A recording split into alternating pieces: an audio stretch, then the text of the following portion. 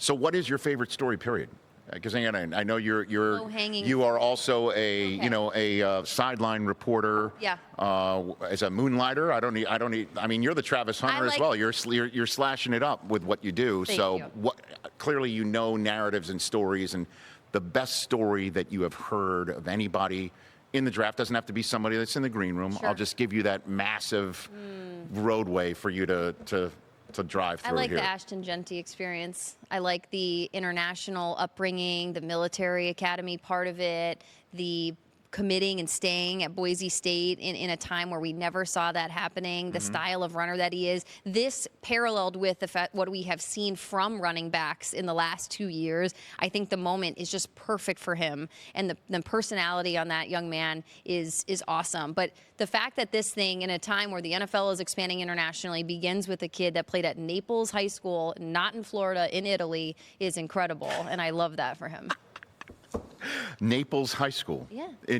So what's the school lunch program there? So, man? right? Can you I'd love that. Because they would play against other football programs pizza. with children of, with parents that are in the military. Sure. Right.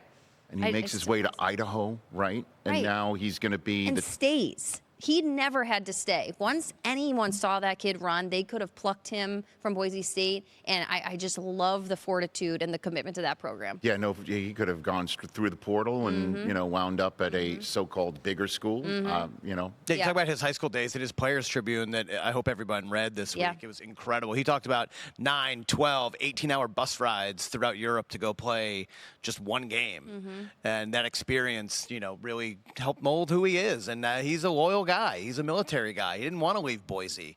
He grew up and became a man with these guys and didn't want to go.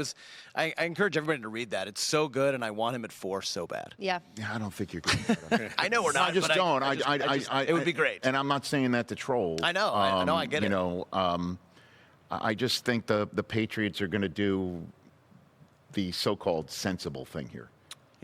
And get someone to protect Drake May. Well, to that even though a point- running game would do the same thing. Right. To that point, I love the tight ends in this class too, and I'm more fascinated if you're going to go player. That's Ashton Jeanty. Team, I am very curious about the New England Patriots, and I'm a big Mike Vrabel fan. But just the direction that after he's been away from the NFL for a year, he gets this job that I would assume he kind of always dreamed of having. What he does with Drake May, why don't they go tight end at 4? I think that would be. I think there's talented tight ends at the top for a pass catching tight end for Drake May. And we see it again. The tight ends emerge in New England. Tyler Warren goes 4, I would go nuts. What happened 15 years ago today? 15 years ago today, the drafting of Rob Gronkowski. That's what I'm saying. That's what I'm talking about. And the famed phone call of Belichick to the Gronkowski family saying to knock it off. Get off stage. Get off stage. Stop acting like a bunch of knuckleheads.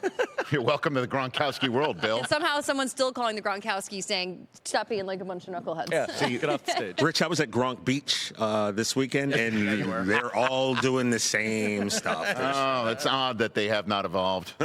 Catch the Rich Eisen Show live weekdays from 12 to 3 p.m. Eastern on Roku Sports Channel in the U.S.